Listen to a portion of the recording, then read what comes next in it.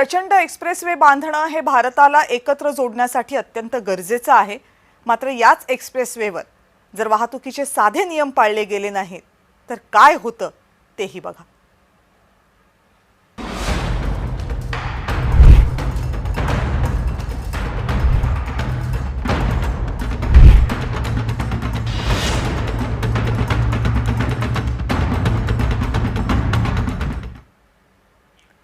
जे आता दृश्य तुम्ही पाहिलेत स्क्रीनवर ती यमुना एक्सप्रेसवेवरची होती।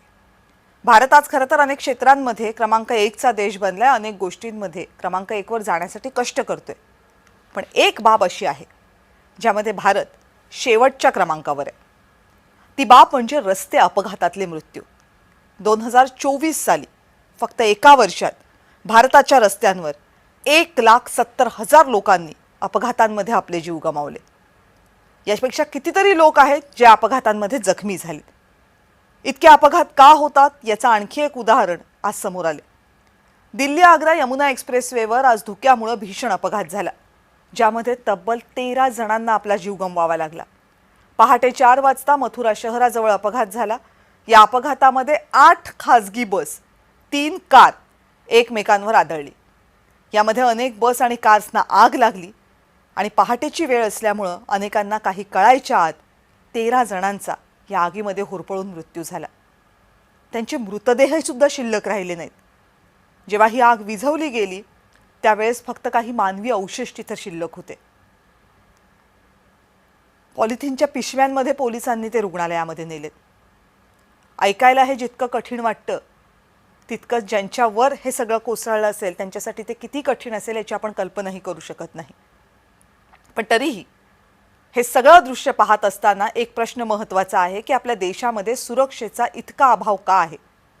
रस्ते सुरक्षेबद्दल आपण इतकी बेफिक्री का दाखवतोय? गेल्या काही दिवसांपासून उत्तर भारतामध्ये दाट धुकं आहे। दरवर्षी थंडीच्या दिवसांमध्ये ते असतं, मात्र तरी सुद्धा एक्सप्रेसवेवर वाहनं चालवताना बहुतांश वाहक चालक हे वेग आटोक्यात ठेवत नाहीत। वाहनं बेदफाम चालवतात। त्याचा परिणाम या अपघातांमध्ये दिसतोय।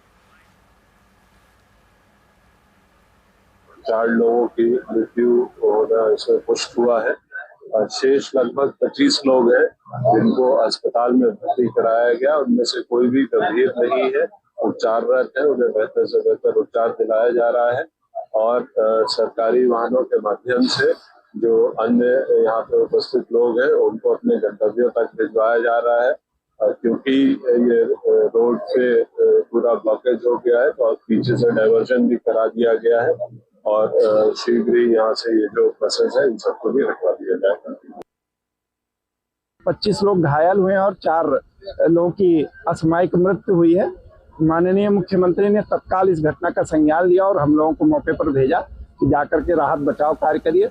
माननीय मुख्यमंत्री जी ने बहुत ही संवेदना व्यक्त की है और जो घायल हैं उनका समुचित और बेहतर से बेहतर इलाज कराने के निर्देश दिए हैं और जो जिनकी असामयिक मृत्यु हुई है उनके परिजनों को अपने राहत राशि से तत्काल 2-2 लाख रुपए देने के निर्देश भी दिए गए हैं। आता या संपूर्ण अपघातामध्ये आणखी एक चिंतेची बाब होती। या अपघातामध्ये अनेक खासगी प्रवासी बसेसचा समावेश होता। ज्या वाहनांमध्ये आग लागली त्यामध्ये बहुतांश खासगी बसेसच होत्या।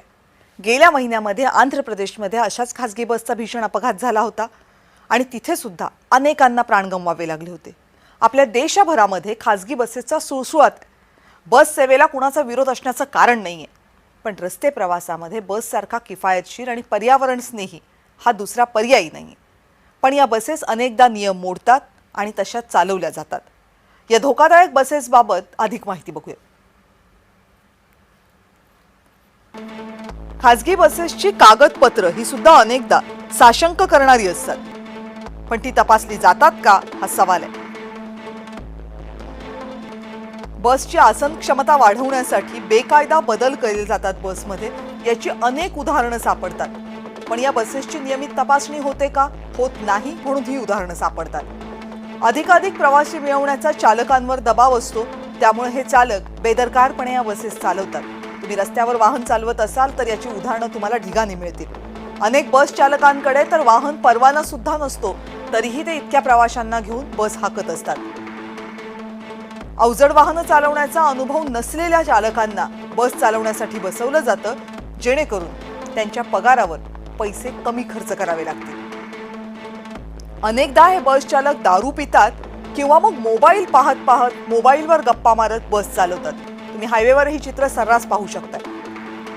बसची उंची अधिक असते, त्यामुळे तिचा तोल लवकर जातो, पण चालक ही बाब लक्षातच घेत नाही. विशेषतः जेव्हा बस वेगात असते त्यावेळेस तिचा तोल सावरणं हे महाकठीण बनतं. याशिवाय आणखीन एक खूप गंभीर बाब आहे की भारतामध्ये बसमध्ये सीट बेल्ट नसतात आणि परदेशात मात्र ते बंधनकारक असतात. त्यामुळे जे जीव सीट बेल्टमुळे वाचू शकतात तेही वाचत नाही. स्लीपर बसेसमध्ये सुद्धा अपघाताच्या दरम्यान प्रवाशांच्या सुरक्षिततेसाठी कोणतीही उपाययोजना नसते. अनेकदा मार्गांवर पुरेशा ट्रेन्स नसतात, त्यामुळे प्रवाशांकडे सुद्धा बसनं प्रवास करण्याव्यतिरिक्त पर्यायही उपलब्ध नसतो.